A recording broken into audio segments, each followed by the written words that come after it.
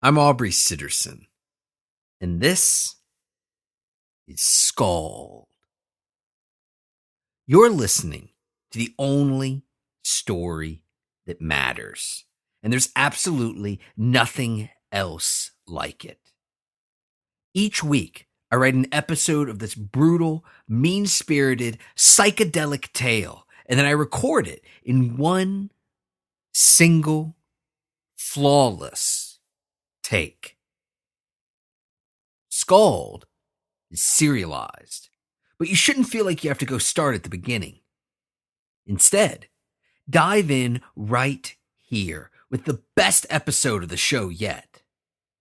Once you're hooked, if you want to go back, you can listen to the previous episodes of the podcast or pick up the prose volumes available exclusively on Amazon.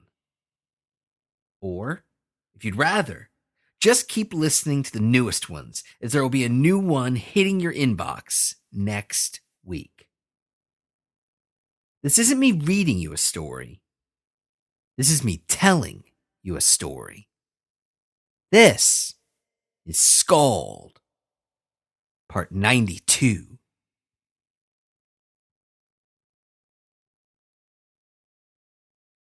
A voice whispered inside Ho's head, calling to him, beckoning him.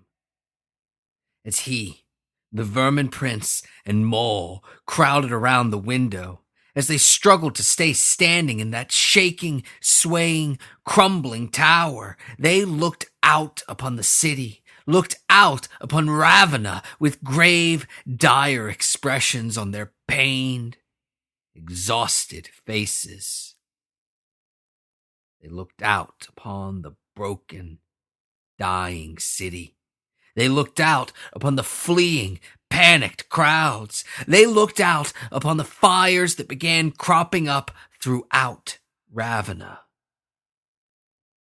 But more importantly, most fearfully, they looked out upon the centaurs, that riotous, unruly, frenzied horde, and on that horrible, unwieldy, clanging monstrosity, the cataclysmaton. Ho stood before the window, nervously clutching that long, blackened, dread spear. He squeezed it so hard that he thought his hands would break, and he racked his brains. But no matter how hard he squeezed, no matter how hard he thought, he did not know what it was.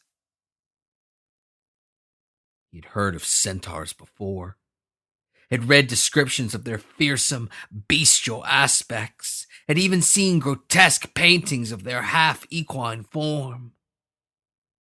The paintings, not surprisingly, did no justice to the creatures, did no justice to the real thing. The heaving, sweaty, pulsating horde could never truly be depicted, could never truly be captured in a painting.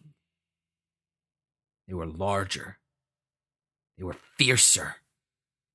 And shockingly, they were more human than the painting had led him to believe. There was intelligence, anger, and fear in their eyes, in the bright green eyes that he could see even from that great distance, the ones that even from across the city flashed in a rhythm that spoke to him, that resounded inside his skull, calling to him, beckoning him. No, the centaurs were not as he had expected. They were not as he had feared. They were both worse and, incongruously, better. They were more human, less inscrutable, more understandable, which made their appearance less frightening and their brutal savagery that much more so. Ho shivered as he came to a startling realization. The ravages of the centaur horde were not done out of instinct, sport, or even simple hatred. No, there was reason. There was sense behind the centaur's violence, making them all the more dangerous. The centaurs were not what he had expected. Not at all what he had been led to believe, but still, he knew them for what they are. He knew what they could do, what they would do if allowed to run roughshod throughout the city. No, what baffled him, what filled him with awe and confusion, it was not the centaurs. It was the cataclysmaton. They could hear the awful, horrible, cacophonous clanging from the tower. The vermin prince put his hands to his ears, eager to block out the noise, and the destroyer, Maul, that self-proclaimed king, he let a broad, stupid smile stretch across his face, a simple child entertained by a riotous din. The machine was horrible, and yet beautiful at the same time. It was gorgeous. It was a gleaming apparition, one that, though loud, though raucous, though unseemly, still possessed an incontrovertible elegance, an inarguable delicacy. Because when you looked past those horrible, blood-covered drills, when you could, after struggling, see past those spinning, swinging blades, the ones that, even as they watched, continued to butcher any centaur foolish enough to draw too close to the monstrosity. When you looked at the machine, truly looked at it, looked within it, what you saw was, in a word, masterful. The machine's clockwork innards were exquisite. They were of a quality and expertise that had not been seen in that border realm since before the worlds were sundered.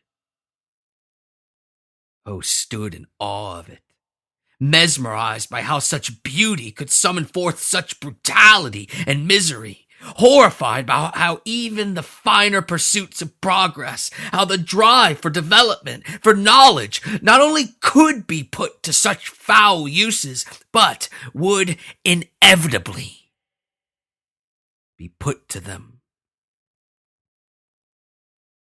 As he looked out, entranced, summoned by the gentle, inexplicable, wordless voice inside his head, his reverie was interrupted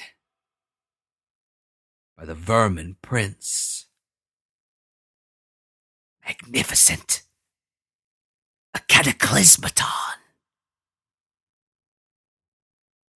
Poe was confused, both by what he saw, what he heard, and by the words spoken by the vermin prince, his former student, Mouse.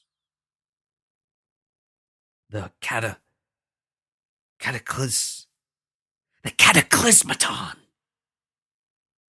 The vermin prince loved to say it. He relished the way the syllables danced around his filthy, disease-ridden mouth. Queen Enlith has brought it here to aid me, to shore up my rule, my authority, my sovereignty. The vermin prince emitted a terrible, bloodthirsty laugh. Queen Enlith will command it to slaughter those foolish, filthy beasts and to cut down all those who oppose me. And soon enough, Ravenna will be mine, and I will rule this city. I will lead it, marching into the glorious future, the future that I have foreseen, the future that I demand. His simple mind having grown bored of the dissonant butchery taking place just outside the Wall of Tears, Maul turned to the Vermin Prince, sneering. Your queen will give no commands unless they come from a block of ice. The Vermin Prince stopped short, suddenly remembering the predicament that his ally, the Queen of the Elves, had been left in. How did it happen? Maul turned, having fully tired of the spectacle out the window, and he began walking to the door. A parting gift from the witch. The Vermin Prince hobbled after Maul, struggling to keep up, even over the short distance back to that darkened, blood-filled room, because try as he might, his halting, awkward pace could not compare with the long, purposeful strides of the one true king of men, the one true king of flames and ashes, King Maul. The Vermin Prince panted and wheezed shamefully. Can she be freed? Maul, having re-entered that black, blood-filled room, turned and flashed a disconcertingly, impossibly white smile at the Vermin Prince, gesturing at the solid block of ice in the center of the room, the one in which the Queen of the Elves, Maul's childhood love, Queen Enlith, was currently encased, her frigid beauty and cruelty having found a suitable showcase. You tell me, you're a sorcerer, aren't you? Maul's countenance darkened with something evil and menacing. You're going to send me home, aren't you? The Vermin Prince inspected that massive block of hoary ice. He touched it briefly, but quickly pulled his hand back for fear of it being frozen to that unspeakably cold prison. Yes, of course. That was our deal, wasn't it? Maul shot out a long, thick arm, and he seized the Vermin Prince by his rags. What are you doing? Maul pulled the Vermin Prince close, glaring at him with his one good remaining eye. You're thinking of bringing her back. The Vermin Prince stammered, nervously. Of course I am. She's my ally. Only she can command the elven forces. He pleaded with Maul. Only she can control the Cataclysmaton. Maul shoved the Vermin Prince to the ground, causing blood to splatter up from the floor where it was already beginning to congeal. Then he stooped down to the floor himself, and when he arose, he was clutching that blackened cudgel, that dire weapon that, having sat in those buckets of blood, having drank in that sanguine horror, it seemed somehow different, seemed bigger, seemed thicker, seemed even more knotted and grisly. Maul raised his cudgel, and he shouted, Your ally be damned! You do not know what she's done, what her family has done, what they've done to me! The Vermin Prince backed away, terrified, sliding across the floor, sliding through that crimson horror, watching as Maul approached the ice, watching as he approached that frozen prison, watching as he approached the Vermin Prince's ally, his only hope at taking and holding the city that he desired so greatly. He watched as King Maul approached Queen Enlith with his brutal weapon drawn and brandished. I should break it. I should shatter it. Maul began to laugh wildly. I should shatter her into as many pieces as my very mind has been broken, as I have been broken, broken by her family, broken by her people, broken. Maul paused, overcome with an emotion he could not explain and did not wish to name. Broken by her. Maul stared at the ice, and he thought of how easy it would be, how simple a matter it would be to raise his cudgel and bring it crashing down.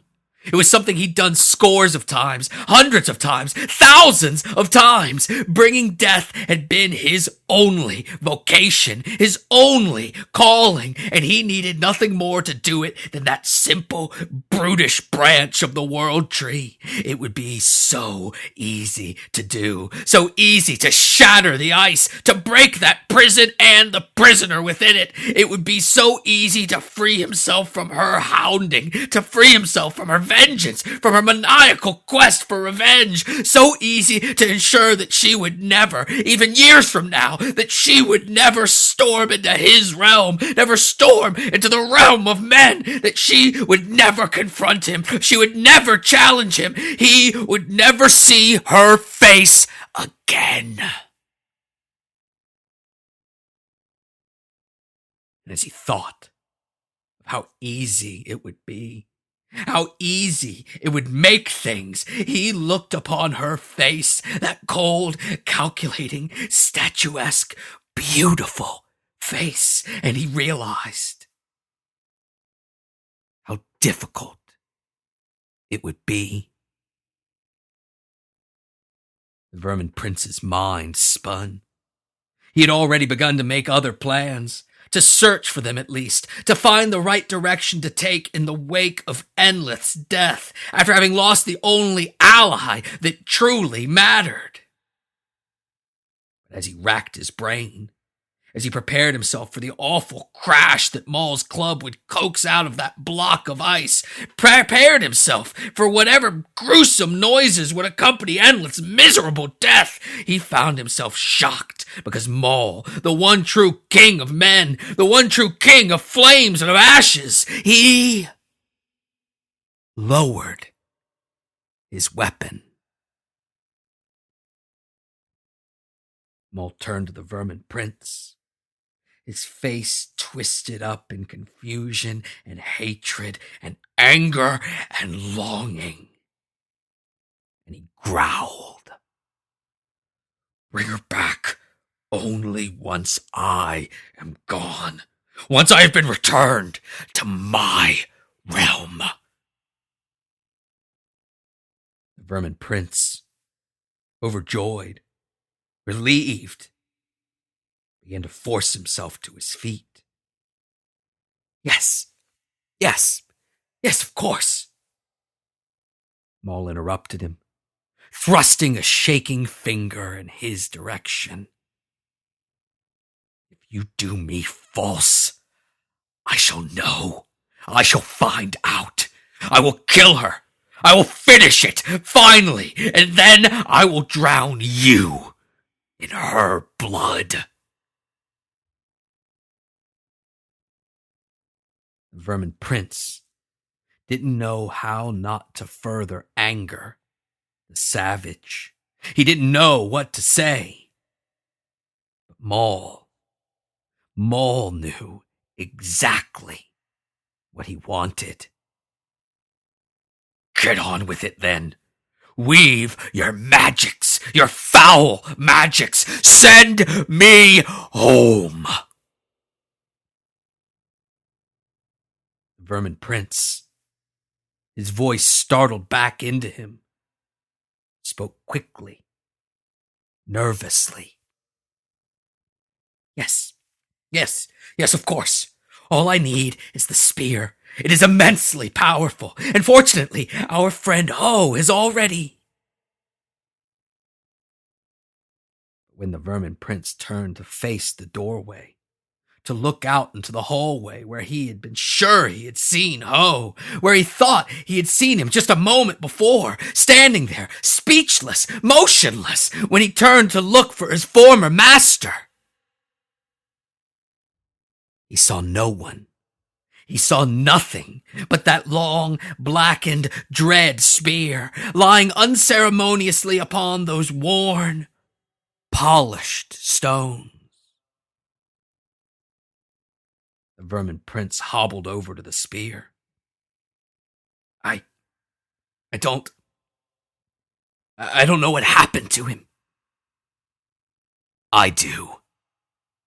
Maul laughed. It's the same thing that happens to all weaklings and cowards. His bowels gave out on him, and he crawled away in shame. The Vermin Prince was perplexed.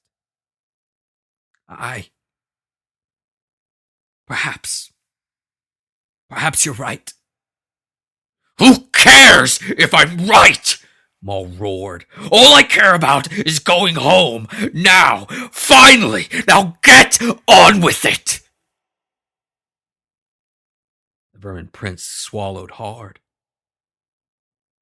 Very well. I'll begin. He knew how to traverse the sundered worlds, how to send someone across them. He had summoned Maul, hadn't he? He had brought the Destroyer, unwittingly, hurtling across the sundered worlds. He had done it well, done it successfully, done it superbly, but he had done it with her guidance. Horana had been there the entire way. She had assisted him. She had taught him her frightful magics. He clenched his eyes shut, hoping to find his courage in the darkness. She had taught him. Yes. She had guided him. Yes. But it was he that had summoned Maul. It was he that had broken the barriers between the sundered worlds. It was he that had done it, and he alone. And now he had the spear. Before, he had nothing. He had been forced to lean heavily upon Horana's talents, on her magics, on her tricks. But now he had no need for them. He had the spear, a weapon of frightful power, an artifact of unknowable possibilities, an instrument birthed from a fiery maelstrom and destined to one day return to it. His eyes shot open. He didn't need Horana. He dropped the spear. He didn't need anyone. He began to tear off his clothes, taken by passion, by inspiration, by the ecstasy of confidence. He was the Vermin Prince. He was the Vermin Prince. He would rule this realm because it was his, because it was rightfully his. He had seen the jaundiced yellow light. It was he who had been chosen. It was he who had carved out a destiny not only for himself, but for all of Ravenna. Stripped nude, he reached down and he retrieved the spear, the one with the red veins that glowed all the brighter for that moment spent bathing in unmoving blood and gore. He lowered his brows and he looked out at that brute, that savage, that destroyer, Maul. Are you ready? Once I begin, there's no stopping it. Maul laughed.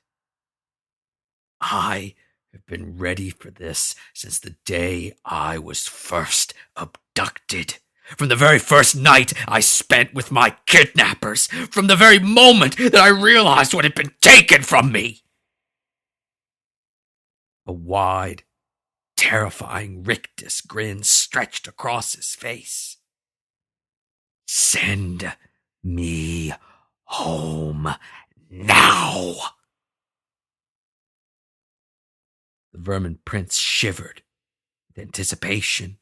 He grinned, and then he began.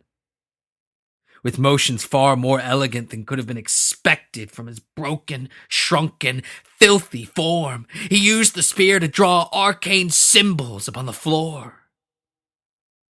He was in luck.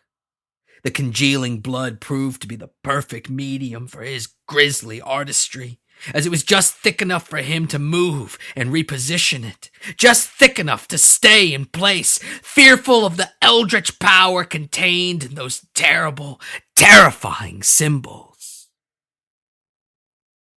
Standing upon one leg, the vermin prince spun wildly, swinging the spear around him, drawing more and more of those gleaming, glowing, pulsing symbols in the now bubbling blood. The blood that invigorated the spear, that powered the spear, that cracked open the seal that kept each of the sundered worlds separate, that kept them apart, that kept everyone in their place. The freeing power of blood, the cathartic release of death, the grisly nature of expedience, of doing what must be done. They unlocked the magics within the spear. They unlocked the magics within the vermin prince as he began to chant and sing. He didn't know the words he spoke.